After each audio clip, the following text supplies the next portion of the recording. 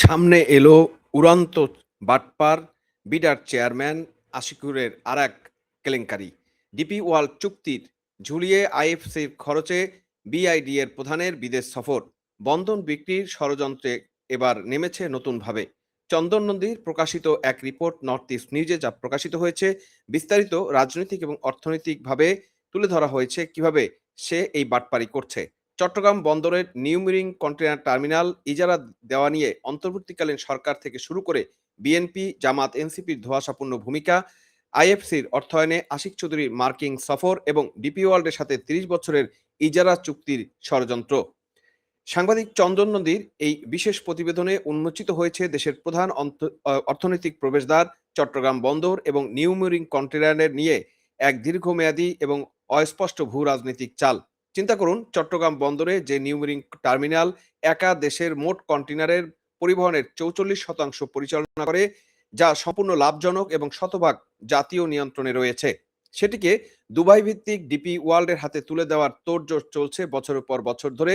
এই বাটপার ইউনুসের আমলে আমরা দেখেছি, এবং এই বিডার এই যে উড়ান্ত আশিক আর এক বাটপার, তাকে সে কিন্তু এটা নানাভাবে ক্ষমতা থেকে তারা চলে যাওয়ার আগে ব্যাপকভাবে চেষ্টা করেছিল, কিন্তু আন্দোলনের মুখে তখন কিন্তু সেটা বাস্তবায়ন করতে পারেনি।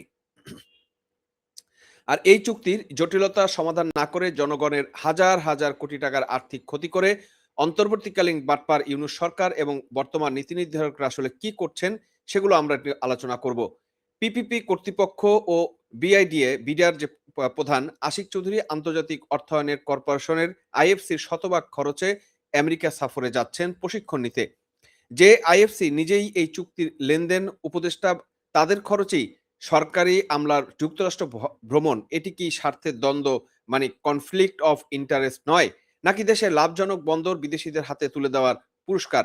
আজকের এই ভিডিওতে আমরা দেখাবো কিভাবে এই বিএনপি এবং তার আগে বাটপার ইউনূস সরকার, এই জামাত, এনসিপি এবং বিগত এই যে সরকারগুলো প্রশাসনের অদূরদর্শিতা এবং নতজানু নীতির কারণে দেশের অন্যতম লাভজনক সম্পদ আজ অনিশ্চয়তার মুখে পড়ছে।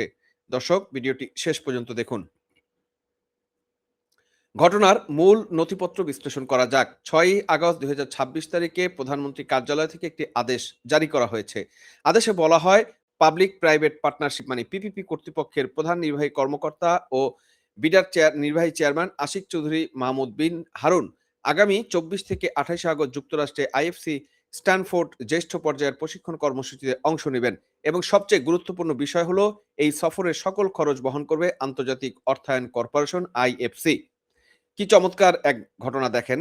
এবার আসুন এই যে আইএফসির ভূমিকাটা আমরা একটু বুঝি, যে এই আইএফসিটা আসলে কারা। চট্টগ্রাম বন্দর কর্তৃপক্ষ এবং পিপিপি কর্তৃপক্ষ আইএফসি কে ট্রানজাকশনাল অ্যাডভাইজার হিসেবে নিয়োগ দিয়েছিল।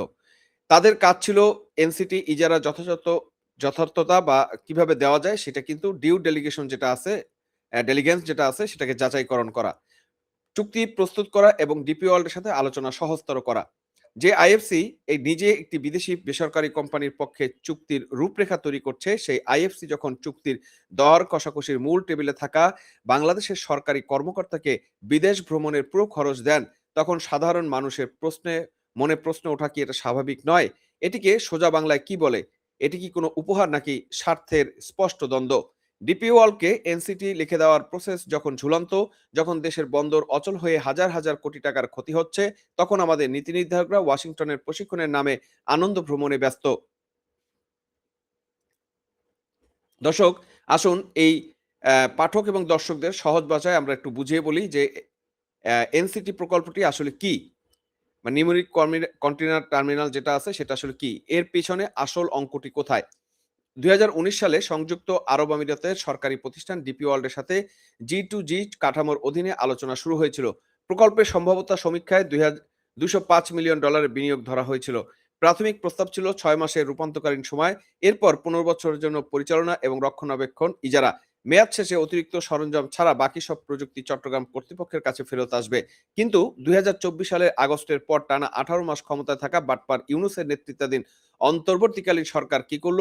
তারা মুখে জাতীয় স্বার্থের কথা বললেও তলে তলে এই চুক্তি বাস্তবায়নে ডিপি ওয়ার্ল্ডকে চূড়ান্ত পর্যায়ে নিয়ে যাওয়ার জন্য ২০২৫ সালের ডিসেম্বরে সময়সীমা বেঁধে দিয়েছিল।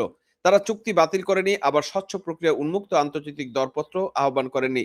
তারা G2G ব্যবহারের নামে উন্মুক্ত প্রতিযোগিতা এড়িয়ে একটি নির্দিষ্ট কোম্পানিকে বিশেষ সুবিধা দেওয়ার পথ উন্মুক্ত রেখেছিলেন। এই 18 মাসে দেশের অর্থনীতি যখন তলাবিহীন ঝুড়িতে রূপ নিচ্ছিল, তখন জাতীয় স্বার্থ সুরক্ষার বদলে বিদেশি বন্ধুদের খুশি করার নীতি ছিল তাদের মূল অগ্রাধিকার, যা ওই বাটপার ইউনূস করেছে। কিন্তু দেশের সাধারণ মানুষ, বন্দরের শ্রমিক, সচেতন মহল কি এই সন্দেহজনক ইজারা চুপচাপ মেনে নিয়েছিলেন? না। এই প্রক্রিয়ার বিরুদ্ধে ৩ টি বাধা তৈরি হয়। ১. আইনি রিট। উন্মুক্ত প্রতিযোগিতা ছাড়া G2G পদ্ধতিতে দীর্ঘমেয়াদী ইজারা দেওয়ার বৈধতা চ্যালেঞ্জ করে হাইকোর্টে রিট করা হয়। দীর্ঘ আইনি প্রক্রিয়ার পর ২০২৫ সালের ডিসেম্বরে বিভক্ত রায় এবং পরবর্তীতে ২০২৬ সালের মার্চে সুপ্রিম কোর্টের রায়ে আইনি বাধা অপসারণ করা হলেও স্বচ্ছতা নিয়ে প্রশ্ন থেকেই যায়। ২. শ্রমিক এবং রাজনৈতিক প্রতিরোধ। দেশের বৃহত্তম সক্রিয় টার্মিনাল, যা চট্টগ্রাম বন্দরের ৪৪% ব্যবসা নিয়ন্ত্রণ করে, যা বিদেশিদের হাতে তুলে দিলে জাতীয় নিরাপত্তা এবং বন্দরের আয় কমে যাবে। এই শঙ্কায় ২০২৬ সালের ফেব্রুয়ারি মাসে ধর্মঘটে যান শ্রমিকরা। এই দীর্ঘায়িত কর্মবিরতির ফলে দেশের ব্যবসা বাণিজ্যে কতটা ক্ষতি হয়েছে তা আপনারা কি জানেন? ব্যবসায়ী নেতাদের হিসাব অনুযায়ী এতে অন্তত ৩,০০০ কোটি টাকার প্রত্যক্ষ ক্ষতি হয়েছে। চিন্তা করুন, ৩,০০০ কোটি টাকার ক্ষতি হলে সাধারণ জনগণ ও ব্যবসায়ীদের, আর আমলারা আইএফসিসি খরচে বিমানে চড়ে আমেরিকা যাচ্ছেন। একদিকে জনগণের টাকা লস, অন্যদিকে তারা যাচ্ছে মোচ ফুর্তিতে।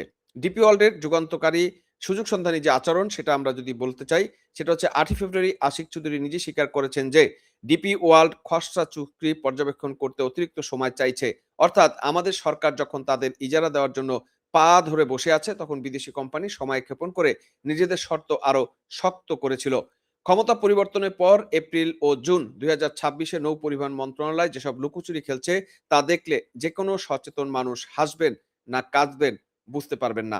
জুন মাসের নৌ পরিবহন মন্ত্রণালয় থেকে একই সাথে ২ টি পরস্পর বিরোধী চিঠি বের হয়। এক চিঠিতে বলা হয় ডিপি ওয়ার্ল্ডের প্রক্রিয়া বাতিল বা ত্বরান্বিত করো, আর অন্য চিঠিতে বলা হয় আলোচনা চালিয়ে যাও। এই সিদ্ধান্তহীনতা এবং পলিসি পক্ষাঘাত, এর জন্য দায়ী আসলে কে?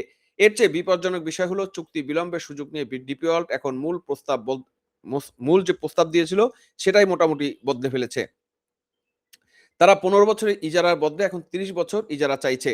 আর তারা এনসিটির পাশাপাশি চট্টগ্রাম কন্টেইনার টার্মিনাল মানে সিসিটি যেটা, সেটাকেও তাদের হাতে বা একই ছাতার নিচে দেওয়ার দাবি তুলছে। মনে আঙ্গুল ফুলে কলাগাছ হওয়ার কাকে বলে সেটা একটু ভাবেন। ১৫ বছরের জন্য এসে এখন তারা পুরা চট্টগ্রাম বন্দরের প্রাণকেন্দ্র ৩০ বছরের জন্য নিজেদের পকেটে পুষতে চাচ্ছে। আর আমাদের দেশের এনসিপি, জামাত, বিএনপি নেতৃত্বাধীন বর্তমান রাজনৈতিক শক্তিগুলো কি করছে? তারা নীতিহীন রাজনীতির ফায়দা লুটতে ব্যস্ত।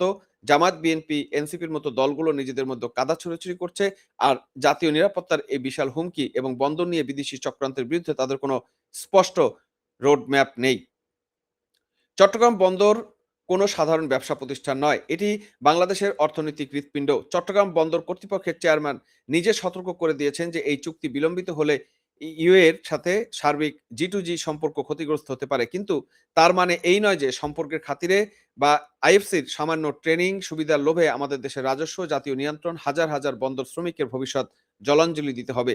এনসিটি ইতিমধ্যে একটি চরম লাভজনক অবকাঠামো, যেটি নিজেই লাভ দিচ্ছে, সেটিকে কেন ৩০ বছরের জন্য বিদেশি অপারেটরদের হাতে তুলে দিয়ে তাদের নিজস্ব বা রাজস্ব সিংহভাগ যেটা আছে আমাদের, সেটা তাদেরকে ভাগ দিতে হবে, সেটা আমাদের বোধগম্য নয়। বিএনপি, জামাত এবং এনসিপি কেউ দেশের সার্বভৌমত্ব বা অর্থনৈতিক নীতি তৈরিতে সক্ষমতার পরিচয় দিতে পারছে কি? মনে হয় না। তাদের একটাই লক্ষ্য, কারা কত দ্রুত ক্ষমতায় বসে বিদেশি প্রভুদের সন্তুষ্ট করে নিজেদের আসন পাকা করতে পারে এবং পকেট ভরতে পারে। তারা দেশের প্রধান বন্দর ইজারা দেওয়ার ক্ষতিকর দিকগুলো নিয়ে সাধারণ মানুষকে বিভ্রান্তের পরে বিভ্রান্ত করছে।